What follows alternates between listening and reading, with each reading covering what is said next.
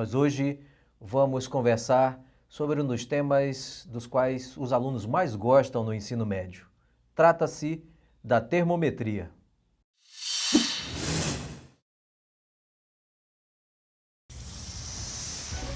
Por meio dos sentidos, captamos o mundo físico em que vivemos.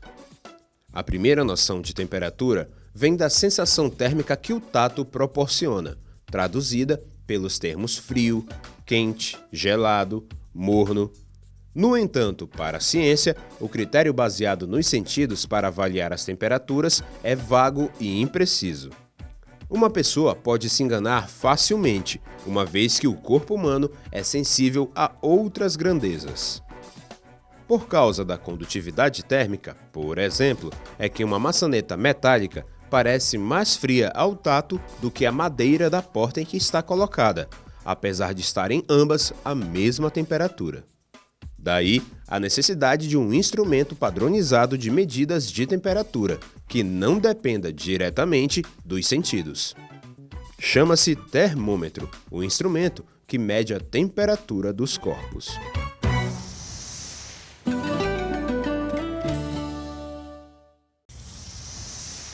Bom, nós já sabemos que os sentidos não são um meio seguro de se determinar uma medida para a temperatura. Você sabe que nós precisamos de modos mais objetivos. Daí vamos primeiro conceituar temperatura. Diremos que temperatura é uma medida do estado de agitação das partículas que formam um sistema, que formam um determinado corpo. Como medir esse estado de agitação? Evidentemente, essa medida não é uma medida direta, mas indireta. Usamos para isso os termômetros. Existem vários tipos de termômetro. Nos termômetros de líquido, como os de mercúrio e de etanol, a grandeza termométrica é o volume do líquido, que, ao variar, faz mudar a altura da coluna. Nos termômetros de gás, a grandeza termométrica é o volume ou a pressão do gás. Nos termômetros de resistência de platina, a grandeza termométrica é a resistência elétrica de um fio de platina. O modelo mais comum é o termômetro de mercúrio. A expansão térmica do mercúrio é uniforme, prestando-se bem para medir temperaturas entre menos 30 graus Celsius e 320 graus Celsius. Ele não adere ao vidro e sua aparência metálica facilita a leitura.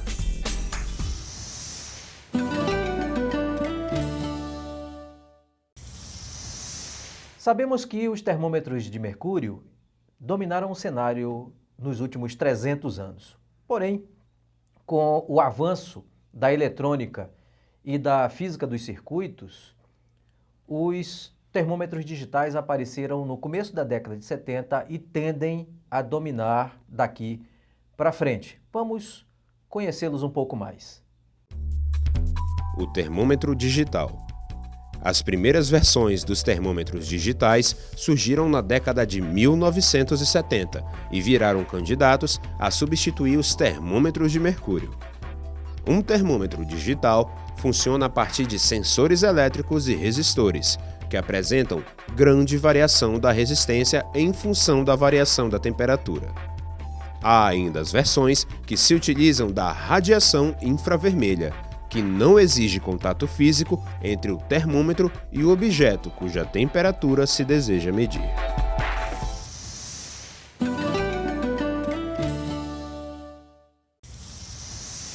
Vimos então essa multiplicidade de termômetros.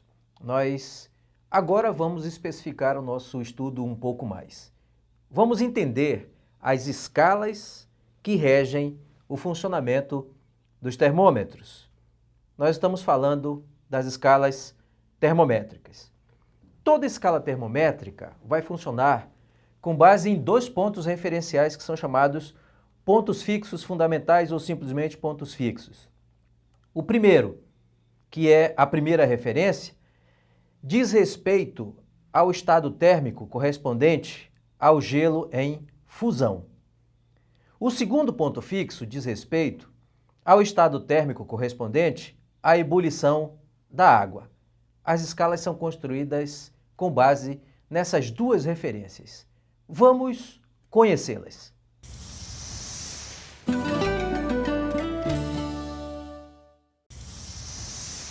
Escala Celsius.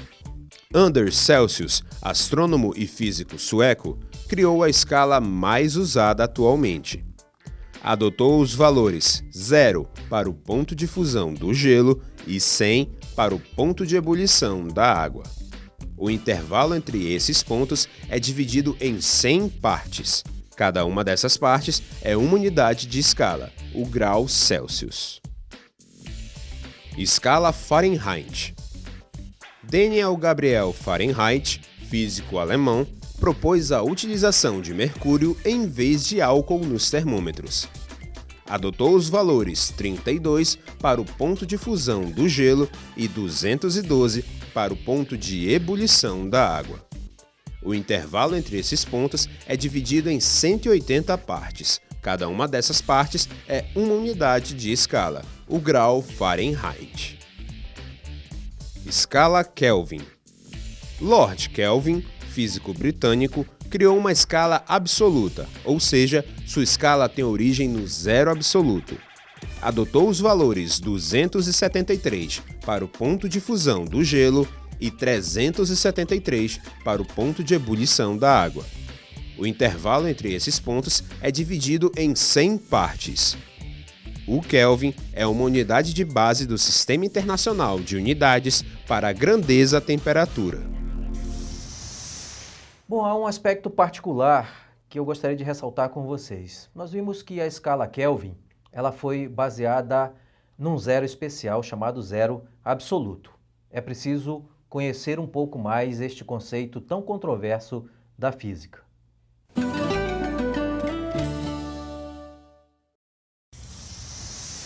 O zero absoluto. William Thomson, o Lord Kelvin, verificou que a pressão de um gás diminuía de 1 por 273 do valor inicial quando resfriado a volume constante de 0 graus Celsius a menos 1 grau Celsius. Concluiu então que a pressão seria nula quando o gás estivesse a menos 273 graus Celsius. Como a pressão do gás deve-se aos choques das moléculas nas paredes do recipiente, sob pressão nula, as moléculas do gás deveriam estar em repouso. Se a temperatura é uma medida do grau de agitação das moléculas, ela deve ser nula quando a agitação for nula. Baseado nesse estado térmico, o zero absoluto, Kelvin criou, em 1848, sua escala absoluta.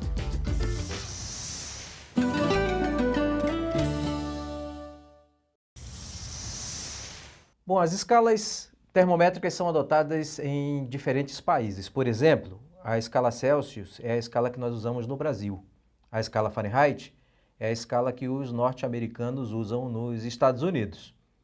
Para facilitar esse conhecimento da temperatura, nós precisamos conhecer como essas escalas se correspondem.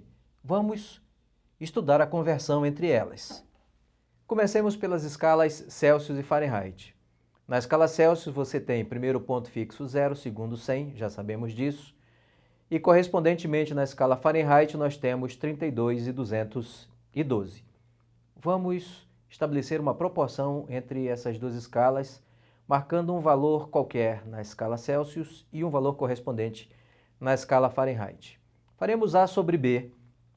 Na escala Celsius, C menos 0 sobre 100 menos 0 é igual a F menos 32 na escala Fahrenheit sobre 212 menos 32. Isso nos dá C sobre 100, que é igual a F menos 32 sobre 180. Se nós dividirmos ambos os denominadores pelo mesmo número, nós vamos ter C sobre 5 é igual a F menos 32 sobre 9. Esta é a forma que nos dá a conversão entre as escalas Celsius e Fahrenheit. Vejamos agora a conversão entre as escalas Celsius e Kelvin. Você tem a escala Celsius, com os dois pontos fixos de 0 a 100, e, correspondentemente, na escala Kelvin, você tem 273 e 373. Observe que o zero da escala Kelvin é o zero absoluto que corresponde na escala Celsius a menos 273 graus Celsius. Realizando a proporção entre as escalas, nós teremos, na escala Celsius, C menos 0, sobre 100 menos 0, é igual a K menos 273, sobre 373 menos 273. Isso nos dá C sobre 100, que é igual a K menos 273 sobre 100. Cancelando os denominadores, nós teremos que C é igual a K menos 273. Esta é a expressão que nos dá a conversão entre as escalas Celsius e Kelvin.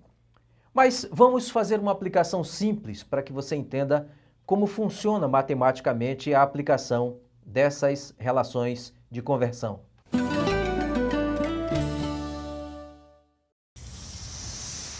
Para transformar graus Fahrenheit em graus Celsius, usa-se a fórmula. Ali está a fórmula que nós obtivemos ainda há pouco. Letra A.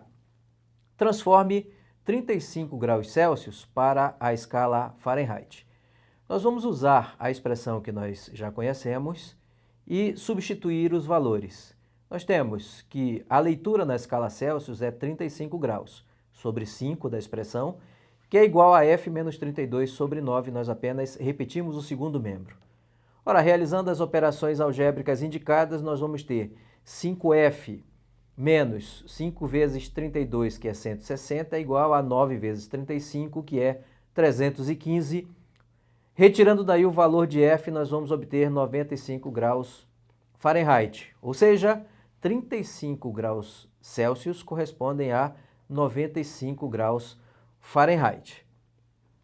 A letra B pergunta: qual a temperatura em graus Celsius em que o número de graus Fahrenheit é o dobro do número de graus Celsius? Olha, a expressão está aí. Onde aparece F, que é a leitura na escala Fahrenheit, nós vamos substituir pela imposição do enunciado. Qual é essa imposição? O número de graus Fahrenheit é o dobro do número de graus Celsius. Onde aparece F, nós vamos substituir por 2C. Nós vamos realizar as operações de tal modo que obteremos no fim C. Esta leitura na escala Celsius é 160 graus Celsius. Esta aplicação é simples e direta, só para que nós nos habituemos com estas relações de conversão.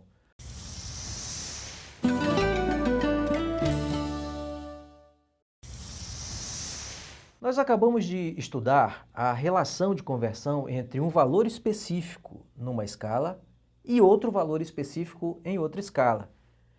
Mas isso não é tudo, porque às vezes, ao invés de um valor específico, nós temos um intervalo de temperatura, uma variação de temperatura que vai corresponder a outra variação de temperatura em outra escala. Vamos ver como isso se comporta. Aí estão as duas escalas comparadas, Celsius e Fahrenheit. O que faremos agora?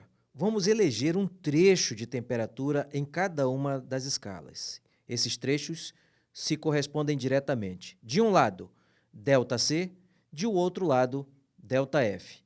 Nós vamos montar uma proporção para esta situação. A sobre B é igual. Na escala Celsius, ΔC sobre 100, que é o intervalo entre os dois pontos fixos fundamentais da escala Celsius, igual a ΔF sobre 180, que é a distância entre os dois pontos fixos fundamentais na escala Fahrenheit. Dessa maneira, nós teremos ΔC sobre 100, que é igual a ΔF sobre 180, como sendo a nossa expressão a ser simplificada para obter ΔC sobre 5 igual a ΔF sobre 9. Eis a relação de conversão entre intervalos de temperatura entre as escalas Celsius e Fahrenheit. Então, um intervalo correspondendo a outro intervalo em escalas diferentes. Como resolver problemas envolvendo este raciocínio? Vamos ver. Certo dia, um jornal europeu informou que, na cidade de Lisboa, o Serviço de Meteorologia anunciou, entre a temperatura máxima e a mínima, uma variação ΔF de 36 graus Fahrenheit.